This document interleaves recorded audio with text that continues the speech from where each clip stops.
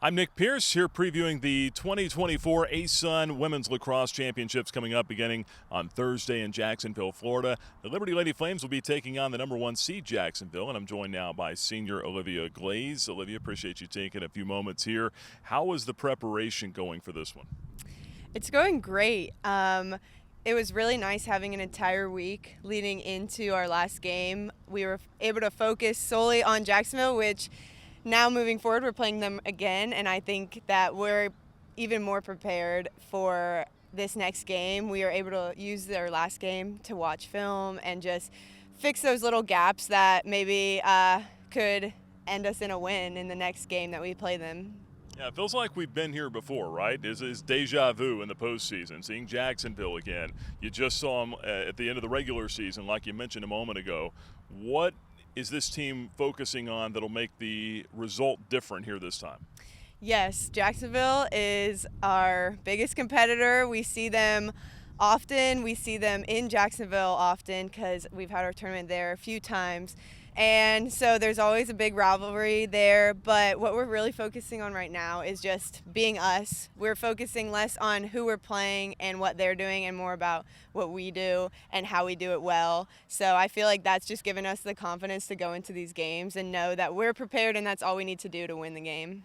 You know, for you, you were already a big contributor as it was, but with an injury or two this year, you've had to step up and do a little bit more. How has that role been for you here this year? Yeah, so missing Kenzie in these last few games has been a big adjustment. She's someone we relied on a lot, and so we've just been able to have other girls step up, which has been awesome, and see new leadership roles on the field. But I feel like we've adjusted well, and we have been filling those gaps, just realizing that our team is great through and through, and one girl out is not going to be the difference maker between whether or not we're a good team or not. So, yeah. And lastly, what do you enjoy most about travel and going to these conference tournaments and on these road trips with your teammates? Yeah, well, I feel like this year our away games have just been super fun. It's been where we've been successful, and sometimes teams aren't very great on the road. They struggle, and for our team, we're kind of the opposite. We've been doing really well on the road, and I think that's just how we prepare. We have all the resources we need. We have the treatment that we need and the fueling that we need, and so we just like to lock in and be ready. In other teams' locker rooms, it's fun. It's something different, and so being on the road is definitely special for our team this year. You've 4-3 on the road here this year, trying to get another road win on Thursday and get back to that conference championship game again. Olivia, appreciate the time. Yeah, thank you so much. Joined now by 11th year head coach Kelly Nangle as she gets set to lead her Lady Flames down to the ASUN Women's Lacrosse Championships in Jacksonville, Florida. And Kelly, it's exciting always this time of year, postseason play. What are you doing to prepare your team for the postseason? Yeah, well, number one, we got to try to get them acclimated to the heat. We've been blessed kind of, I think, with a lot of our games in April have been pretty cold. We're playing in like 50s and 60s, so we know it's going to be hot. So that's going to be a big thing, making sure we're hydrated and, they're getting everything that they need to get done so they can fuel themselves. And I think we're kind of fortunate to play a team we just played. So from a preparation standpoint, we get to really pick apart our last game with them. And, it's a lot easier than playing a team you haven't seen in a while, and you have to go through a bunch of film. So we're excited about that. And, we have a couple days to clean up some stuff and then have another crack at it. Yeah, and you've seen Jacksonville a ton throughout the years. A conference championship game every year, it seems like. And then last year, 1 goal in overtime. This past week, 1 goal in overtime. How close do you feel like your ladies are to getting over that hurdle? I feel like we're really close, and I think beating them at Jacksonville last year was big for just their mentality to know, like, okay, this is possible. Because I think sometimes when you play a team and you always come up on the wrong end of it, it's hard to kind of break through. So I think they feel really confident, and I think we're 2 really good teams that match up really well, and it's fun. It's fun to have a team like that it's always going to be a grind and a good game, so we're excited. Your team has played better on the road this year than at home, it seems like. That's a little bit rare, but is that something that you're thankful for this time of year?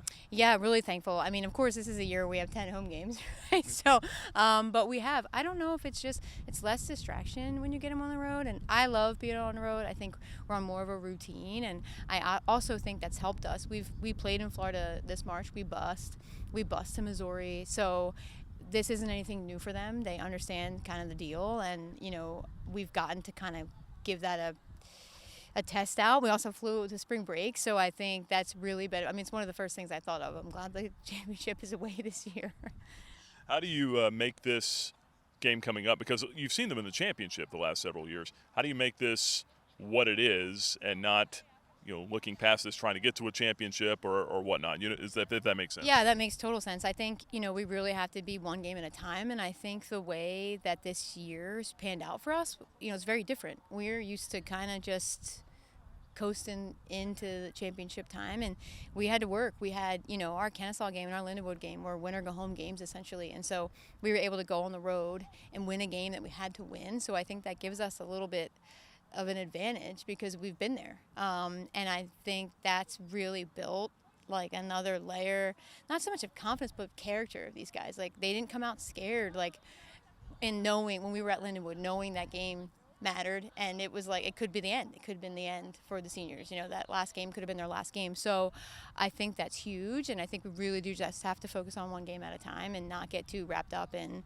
because you're right, not even knowing that's game one of potentially game two. So you don't want to put all your marbles into that game and then, move on and be like, whoa, we're spent because that first game was tough. So I think it's a challenge, but we've already got a little bit of the taste of it this year, so I'm excited to see how they respond. What will your message be to your team on game day? Have fun, be us. I think we went through a stretch there where we were afraid to lose and we weren't playing to win. And we talked about that before the Lindenwood game. I said, guys, we need to just fully commit to who we are and play to win the game and not play to lose. And, when we do that, when we tap into us, I think, we're hard to beat. I think when we start getting too caught up in what the other team is doing, we tend to struggle. So I think just, be confident in who we are, do what we do, and trust it. Coach, appreciate the time. Good luck in your pursuit for a championship. Of course, thank you.